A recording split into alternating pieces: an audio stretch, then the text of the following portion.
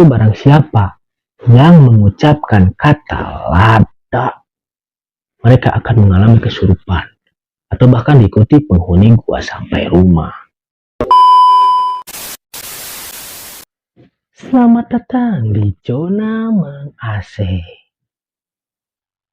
Halo Bro John, terima kasih sudah mampir di video ini. Kali ini Mamang akan membahas satu tempat yang bisa dijadikan destinasi wisata sejarah Bro John semua. Di mana tempat ini terletak di kawasan hutan raya di Kabupaten Bandung. Sebelumnya Mamang mau disclaimer dulu Bro John. Jadi cerita ini Mamang rangkum dari berbagai sumber. Dari website pembahas sejarah dan juga nonton video di YouTube tentunya. Jika terdapat kesalahan dalam penyampaian atau informasi yang kurang tepat, Mamang mohon maaf. Kalau Bro John semua tahu dan ingin melengkapi atau sekedar bercerita pengalaman mengunjungi tempat ini, bisa Bro John tulis di kolom komentar. Oke, tanpa berlama-lama dan berbasa-basi, kita mulai ceritanya. Enjoy!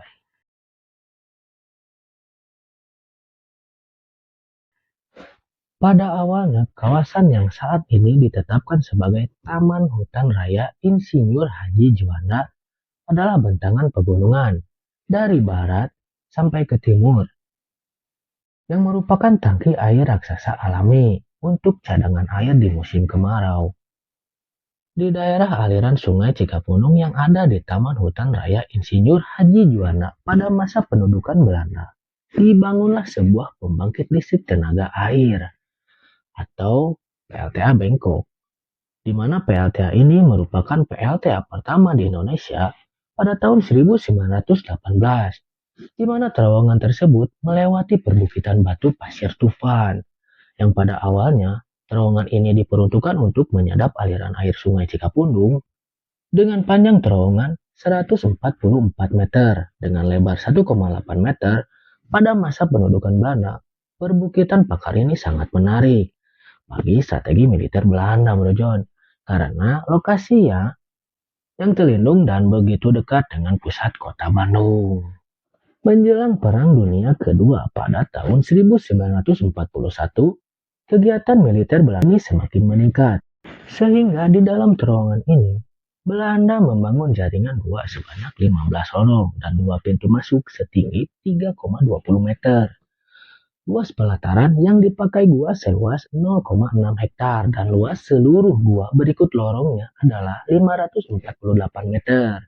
Selain untuk kegiatan militer, bangunan gua ini juga digunakan untuk stasiun radio telekomunikasi Belanda pada saat Perang Dunia Kedua.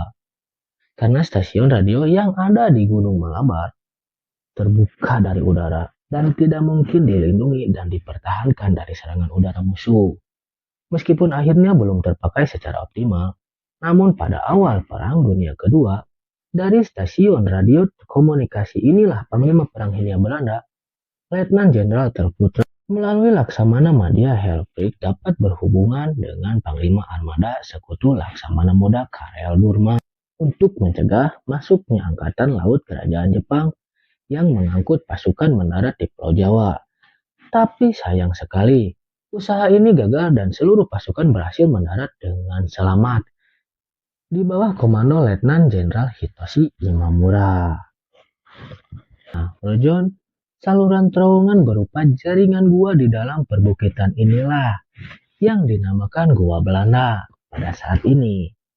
Lalu, pada masa kemerdekaan, gua ini juga pernah dipakai atau dimanfaatkan sebagai gudang mesiu oleh tentara Indonesia tentunya. Dan pada akhirnya gua Belanda ini saat ini dapat dimasuki dengan aman dan dijadikan sebagai tempat wisata yang penuh dengan nilai sejarah. Selain yang Mamang ceritakan tadi, Gua Belanda ini juga memiliki kisah tragis di masa lalu, karena di dalamnya terdapat bekas sel tahanan yang digunakan untuk memenjarakan warga pribumi sebagai tawanan perang. Kisah tragis tersebut menimbulkan kesan seram dan angker pada tempat wisata di kota Bandung ini. Tempat ini seringkali didatangi penjelajah mistis untuk sekedar menguji nyali atau sekedar tes-tes ilmu mungkin. Dengan keadaan gua yang gelap, lembab, dan tidak banyak direnovasi, membuat tempat ini semakin terkesan horor. Apalagi setelah mengetahui bahwa gua ini dulunya adalah tempat banyaknya kematian dan penyiksaan, membuat para penggemar kisah mistis semakin bertantang untuk mendatangi tempat tersebut. Oke. Dan konon katanya lagi, di tempat ini terdapat pantangan yang harus dihindari pengunjung. Itu barang siapa yang mengucapkan kata lada, mereka akan mengalami kesurupan atau bahkan diikuti penghuni gua sampai rumah. Konon, kata lada itu berasal dari tokoh tersohor yang bernama Eyang Lada Wisesa. Oke, segitu dulu Brojon yang dapat Mamang sampaikan. Bagian mana yang menurut Brojon menarik atau ada yang kurang-kurang, Brojon bisa tambahkan saja di kolom komentar. Jangan lupa like, share, komen video ini kalau kalian suka.